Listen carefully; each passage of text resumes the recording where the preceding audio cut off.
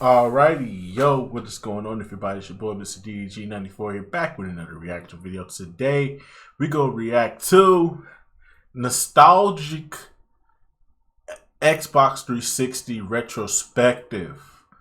So today we're gonna go over the Xbox. We finished up the sixth generation, which is the GOAT generation.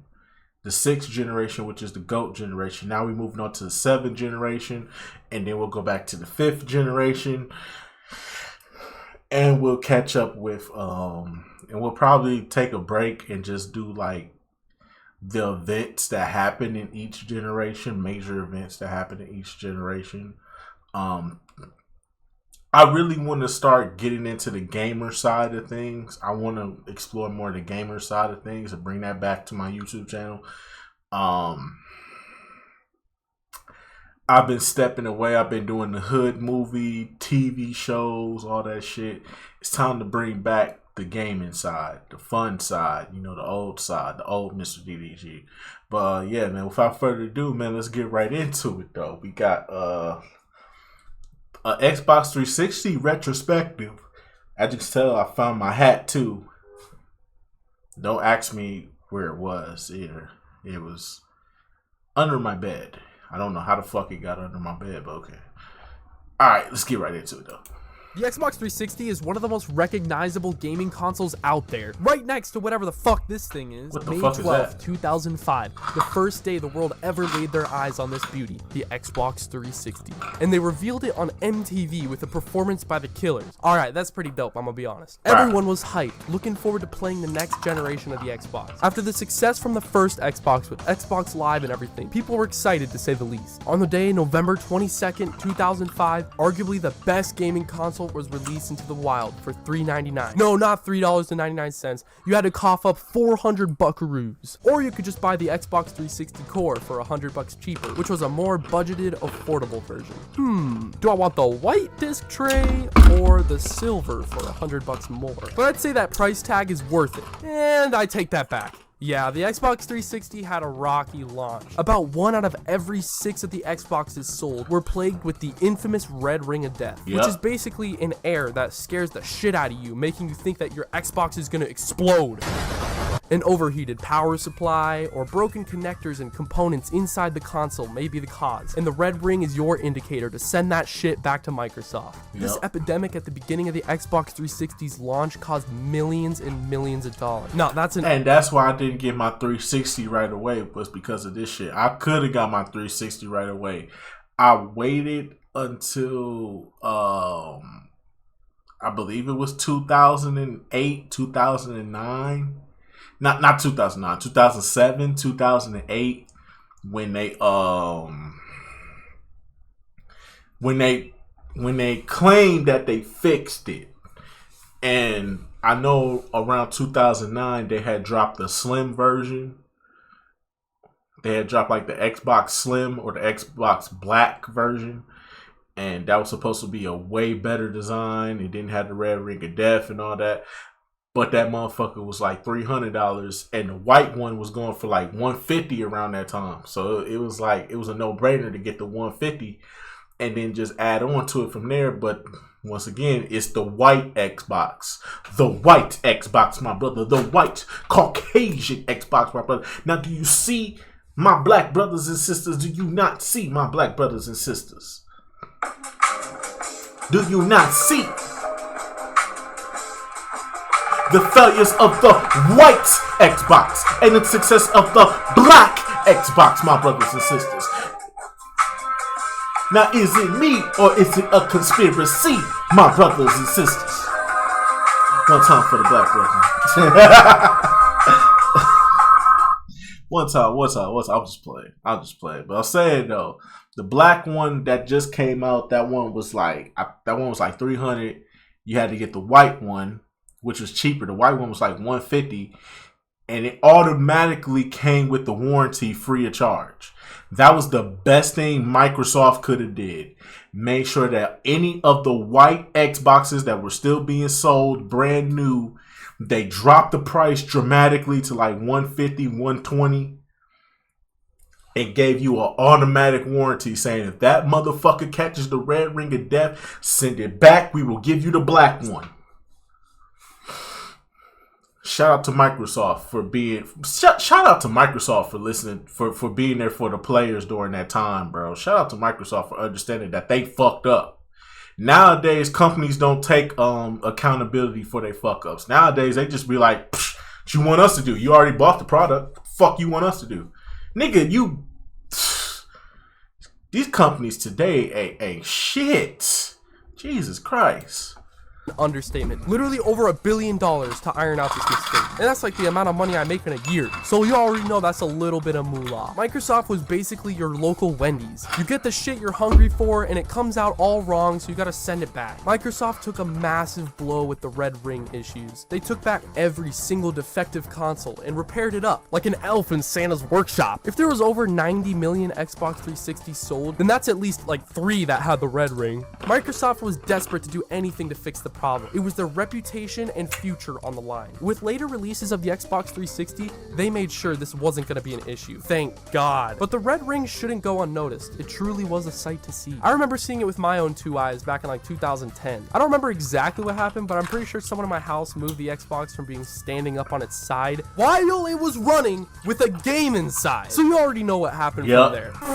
Right off the bat, the Xbox 360 had way more features than the original Xbox had. One big noticeable one was the controller being wireless, but the number one thing was it being a powerful beast of a system with a whopping 512 megabytes of RAM. Okay, that's pretty laughable nowadays, but back then that was a massive upgrade from the original Xbox that only had 64 megabytes. This allowed the Xbox 360 to be way more than just a gaming console. It was a hub for entertainment. You can listen to music, watch movies and TV, play arcade games, create parties to chat online with friends and strangers, and so much more. So basically, you didn't have to go outside to have fun anymore. It was all right here. Achievements were also invented, so you could track your progress and accomplishments while you played. There were so many ways to personalize your Xbox, one being the avatars. The avatar creator was where I spent a lot of my time. You were able to create your own character to represent yourself on your profile, or in certain arcade indie titles, you were able to play as your avatar in-game, which was really cool. It added another layer of character to your Xbox. The popular launch titles of the Xbox 360 were Call of Duty 2, Madden 06, and Need for Speed Most Wanted. This console was the birthing place for some of the best video games ever released in history. Hits like Halo 3, Portal, BioShock,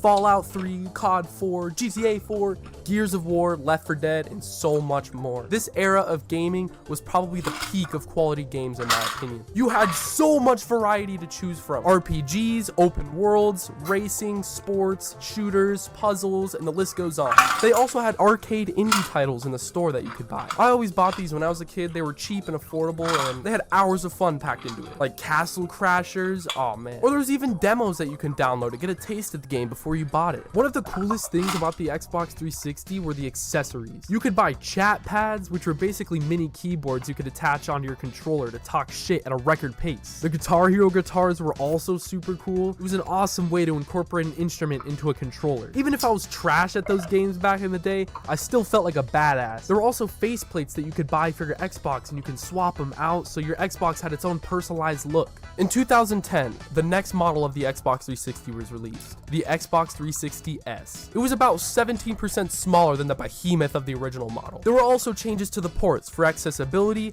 and one built for the new feature, the Kinect. November 4th, 2010, the launch of the Kinect. Xbox, pause. This was Microsoft's attempt at competing with the Wii. The Kinect tried to appeal to a family casual audience by completely getting rid of the controller, turning your body into the controller. Genius idea and concept, but in practice, it didn't turn out so well. To me, Kinect games are more or less just a gimmick. I couldn't see myself spending hours and hours playing them because there wasn't that much depth to each one. They just tried to copy what was already done better on the Wii, that focused entirely on motion controls. The Kinect was cool in some areas, like Kinectimals being like Nintendogs of Xbox. I ate that shit up back in the day. The Kinect's motion controls just wouldn't work work that well most of the time. It was hard to even scroll through the menus sometimes. Microsoft really pushed the Kinect to be the future of Xbox. I personally liked the Kinect back in the day. I thought it was cool being able to control the Xbox with something other than a controller. But under the surface, there wasn't that much more to it. I used to have video chats with my online friends and mess around with the body calculation stuff, and that was pretty much it. The Kinect was a neat idea, but I'm not sure if it was the right move for Xbox to make at the time. The Xbox 360 slowly fell out of popularity in the later years of its life cycle as the PS3 caught up in sales. Despite releasing a year earlier, the Xbox 360 seemed to be overtaken by the PS3 as time went on.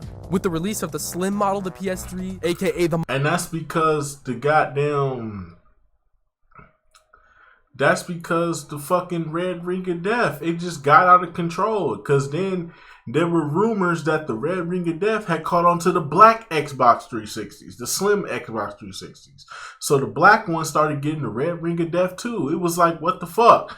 So once that started spreading, once the video started spreading, like, oh, the black one got the red ring of death too. Get the fuck out. Everybody just started saying, fuck Xbox, we going over here to PlayStation. Even though PlayStation got hacked, we still gonna go over here to PlayStation because at least online was free. They had a way better store catalog. I ain't gonna say they online was better, but they store was way better. They store just had more variety. PlayStation Store got more variety because the PlayStation 1 games that was in there with the PlayStation 2 games that was also in the store, bar none. The PlayStation 2 was just, if you wanted those old games, you had to get a PlayStation 3. It was only right that you get a PlayStation 3. Everything was just better over there. Come on, man. I'm sorry, but the experience on the PlayStation 3 versus the Xbox 360, the PlayStation 3 was way better. Plus, you could upgrade the hard drive. It was easy to hack and jailbreak, so you could hack and play games on it and shit like that. Like, yo, the PlayStation 3 was where it was at, bro. I don't care what anybody says.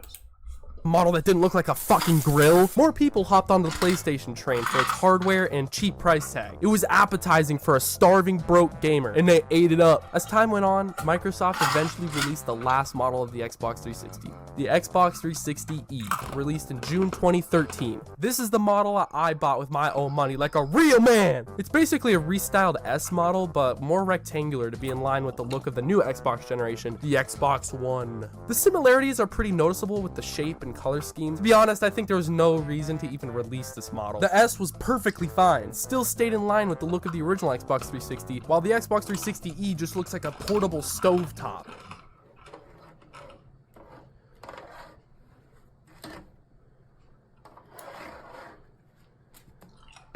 The Xbox One then released in November of 2013, and then 3 years later in 2016, the Xbox 360 was officially discontinued in manufacturing. When I heard this news, I was like, damn. And now in the year 2024, Microsoft is taking down the Xbox 360 store, so you'll no longer be able to buy games, DLC, gamer pics, backgrounds, avatars, everything. And this honestly makes me so sad. I know every good thing has to come to an end, and a video game console is no exception. It's a fucking video game console. Why am I sad? Well, it's because the Xbox 360 was a catalyst for thousands and thousands of memories of good times. I remember so many times hopping on after school to play with some of my online friends on Halo 3 and Minecraft and stuff, or trying to make the best looking avatar, spending hours and hours scrolling through the pages, trying to find the coolest looking accessories for my dude, or sitting in the media music player, listening to music, getting sent on a psychedelic journey at 8 years old. Even just the sounds of the Xbox 360 are nostalgic. The boot up screen, the menu select sounds, that sound it makes when you start a new party chat.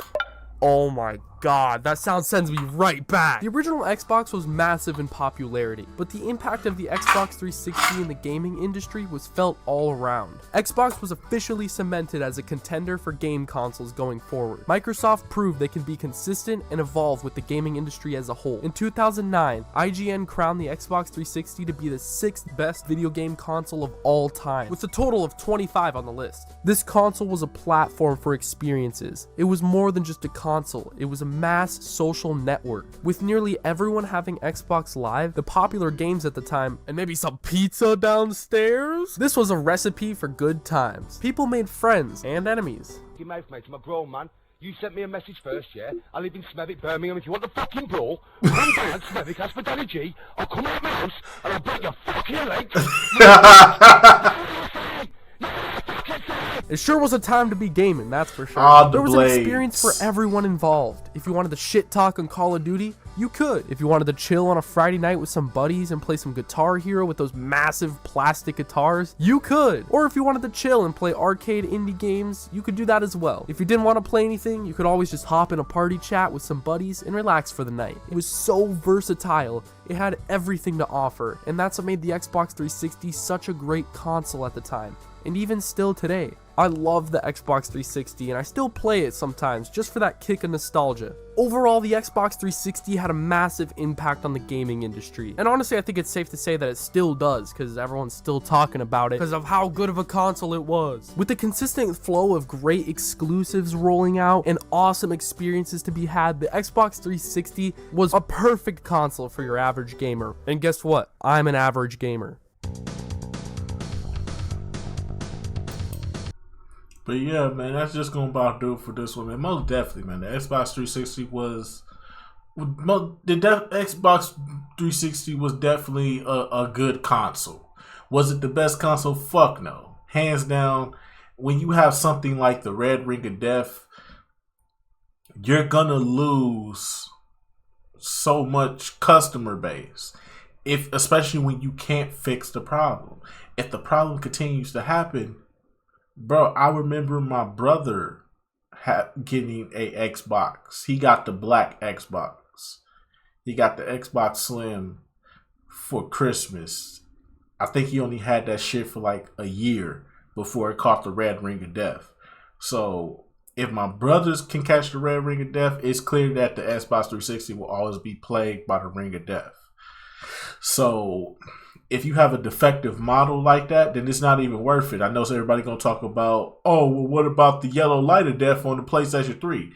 That was on the fat models. When we got to the skinny models or the slim models, they didn't have it. PlayStation actually fixed their fucking problem, and it never fucking happened on any of the slim models. And if it did, it was a very, very small percentage, and it was probably a defect in that system. And PlayStation immediately will send you another one. If you still had the warranty, sadly. But yeah, man, that's just going to about do it for this one, man. Tell me what y'all think down in the comment section below. Was you on the 360 or was you team PlayStation? Me, I started on the 360 and then I jumped to the PlayStation because the Red Ring of Death was just too much, man. I can't sit up here and play a console that I know is going to break down, and the manufacturer doesn't know what the fuck is going on. How do you not know what's going on with something that you built? Make it make sense. The dumbest shit ever. And then people wonder why Microsoft been falling off for the past couple of years. But anyways, that's neither here nor there. I'm not trying to start no console war. Everybody knows Sony is the best, hands down. It's not even up for debate. Nintendo does give people a run for their money because, let's be real, Nintendo has never had these problems. Nintendo has never had a hack in their system. Nintendo has never had hardware issues with their consoles. Nintendo does everything right. And that's why Nintendo gets the respect they deserve. But they still not fucking with Sony. I'm just saying. But anyway, so that's just gonna about do it for this one. I'll see y'all in the next video. Till then, peace out.